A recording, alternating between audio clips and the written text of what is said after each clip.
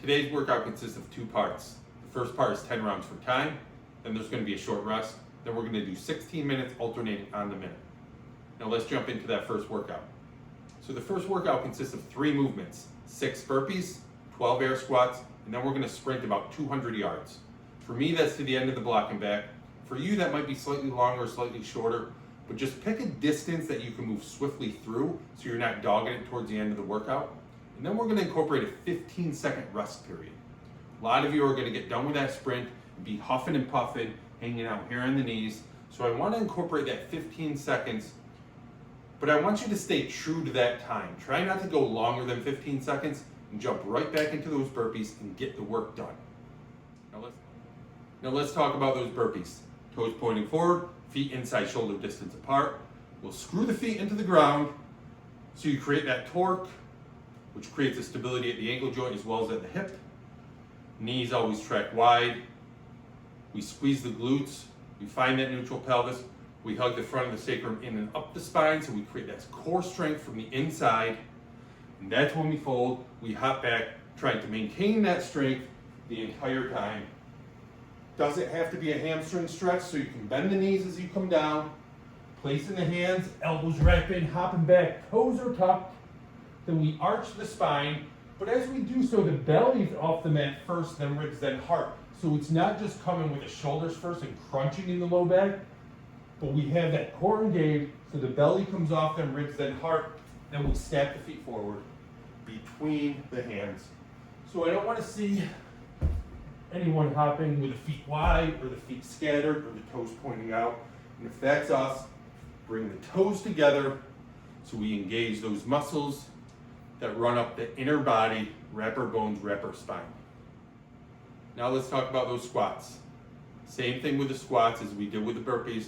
Toes pointing forward, screw the feet into the ground, creating that stability at the ankle joint as well as at the hip. Knees track wide, squeeze the glutes, engage the front of the sacrum in and up the spine. Hips go back, knees track wide. Really pressing into the ground to help us explode up, and if you press down enough, you'll even create a hop. You'll want to come off the ground. That's how much force you're going to create from pressing into the earth. But as you do that, you're going to activate all of the deeper muscles of our spine. So it's not a passive movement, it's a very active movement. It's not just coming down and coming up. It's engaging every single muscle in your body, 600 different muscles. As you come down and press down, even create a little hop because you're pressing down so much. That you create that ground reaction force that lifts you off of the mat. When we're done with those squats, we're going to sprint 200 yards. Then we're going to come back, rest 15 seconds, jump right back into the burpees. We're going to do this for 10 rounds. Then we're going to take a short 2-minute rest, and we're going to jump into the final workout. Now let's talk about that final workout. The final workout's going to be 16 minutes, every minute on the minute. There's going to be a total of 4 movements. So we're going to go through each movement 4 times. And we're going to do 40 seconds of work for each movement. So there's going to be 20 seconds of rest time. The first movement's going to be tuck crunches. So we're going to either do 20 tuck crunches or tuck crunches for 40 seconds. Take that short 20 seconds to transition to the second movement, which will be forearm planks. Then we're going to come into a hollow back. Then we're going to come into a side plank. And we're going to alternate right side, then left side on the side plank. So let me show you those movements. With tuck crunches, we just create that hollow back, so low back comes on the ground. We point through the toes, reach the arms long, and we hug up. Through the front of the chest, pressing down through the hips, touching the heels when we come high. Reaching back. If you need to rest at the top so that we don't lose that core engagement, so place the toes down if you need, keeping the core engaged the whole time, because if we come to the earth and we lose the core, it's hard to reestablish that core connection. So we'll do the 40 seconds there, or 20 tuck crunches, whichever comes first. Then we'll roll over and get ready for our side planks. We'll come down to the forearms, interlace the fingers, pressing back through the heels, bringing the toes to touch, squeezing the glutes, hugging the front of the sacrum in and up the spine, lengthening the back of the sacrum, pressing down through the arms, winding through the shoulder blades, for 40 seconds. If this becomes too much, dropping a knee at a time, trying to maintain that core engagement. If you need to drop 2 knees, doing your best to keeping the core engaged the entire time. Then we'll come into a hollow rock hold.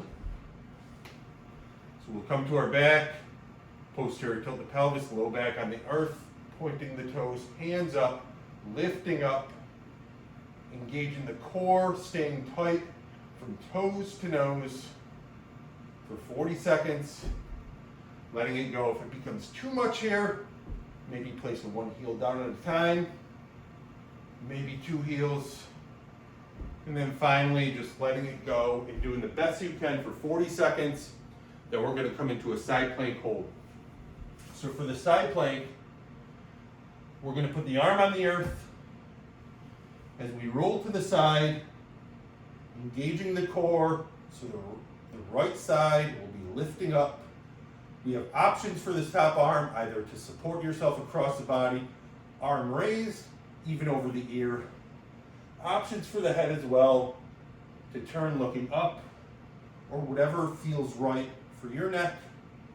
As you stay here in the side plank for 40 seconds, always having the option of dropping the bottom knee or scattering the feet. Doing the best you can to hold that for 40 seconds. The next time through, we're going to do the opposite side, so we'll move to the left arm. Let me know if you have any questions in the comments, and have a good workout.